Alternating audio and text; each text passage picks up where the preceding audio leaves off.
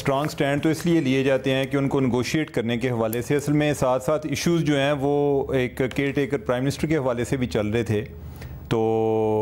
कोई जो है अब कोई बज़ाहिर तो यही लगता है कि बिहाइंड द सीन को लेन देन हुई है, लेकिन आप यही देखें कि जो इस चीज़ पे इत्तेफाक आगे नज़र आ रहा है, जो कंटेम्प्ट ऑफ पार्लियामेंट है उसके हवाले से तमाम जो पार्लियामेंटेरियन हैं वो मुत्तफ़िक नज़र आ रहे हैं। और यानी इस पे चूँकि एक मुफाद मुश्तरक है और वो समझते हैं कि हमें को सुप्रीम कोर्ट की तरफ से काफ़ी प्रॉब्लम्स पेश आ रहे हैं और उसको अनडू करने के लिए या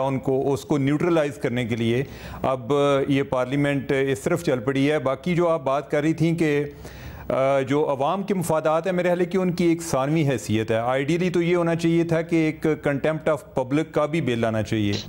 कि जिसमें जो अवाम की बार बार तौहीन हो रही है, उनके मैंडेट की तौहीन होती है, या ये है कि उनके साथ जो वादे किए जाते हैं वो पूरे नहीं किए जाते, तो उसके बारे में भी हो जाता ताकि सब जो है यानी कि उनकी एक अपनी अपनी तौहीन का इशू आ जाता।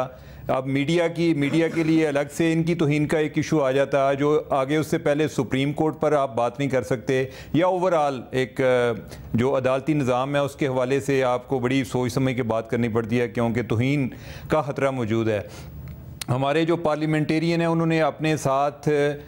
ऑनरेबल का वर्ड लगाया हुआ है कि शायद इस तरीके से वो ज़्यादा अपने आप को मोअज़्ज़ज़ तसव्वुर करते हैं, हालांकि वो इनके अपने कंडक्ट के ज़रिए लोगों ने इनको रिस्पेक्ट देनी है। वो मेरा नहीं ख्याल कि वो उसके ज़रिए होगी, या ये जो अभी पार्लियामेंट का बिल आ रहा है ये भी कोई एक आपको बड़ा एक रेडिकल पोजीशन में जाकर आपको फ़ैसला करना पड़ेगा। अदरवाइज़ ये नहीं हो सकता कि आप जिसको जी चाहे बुलाएं और उसको आप पार्लियामेंट से आउट कर देंगे या उसको तौहीन का मुर्तकिब करार दे देंगे। लेकिन बज़ाहिर ये जो है ये सुप्रीम कोर्ट के रिलेटेड इशू लग रहा है कि जो टारगेट है इस वाले से सुप्रीम कोर्ट है। अच्छा उमर, ये बताइएगा जो हाल ही में कानून साजी हुई है खासकर मौजूदा हुकूमत के दौर में, और फिर ये इन दिनों में हम देख रहे हैं क्योंकि हुकूमत का अब तकरीबन जाने का टाइम है,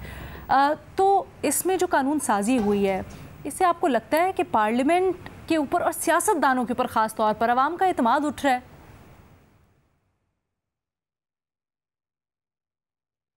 देखिए, मेरे ख्याल है कि जो भी तबका किसी सोसाइटी का ज़्यादा एक्सपोज होता है पब्लिक में, उस पर ओवरऑल एतमाद की कमी है, और वो इदारे या वो अफराद के जिनका एक ज़्यादा पब्लिक एक्सपोजर नहीं होता उन पे अवाम का एतमाद ज़्यादा होता है, क्योंकि लोग ये समझते हैं कि शायद कोई ये बिहाइंड द सीन बैठ के को हर टाइम पाकिस्तान के बारे में सोच रहे होते हैं। अच्छा। तो जो एक सियासतदानों के हवाले से इशू है ये एक इंटरनेशनल ही है, और हर जगह पे लोग जो हैं उनकी एक पॉलिटिकल क्लास के बारे में एक रिजेंटमेंट पाई जाती है।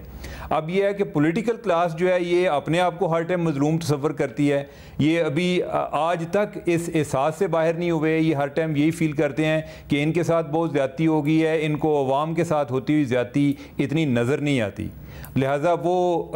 अपनी तरफ ही और अपने मुफादात के तहफ़्फ़ुज़ के लिए जो कर सकते हैं वो कर रहे हैं।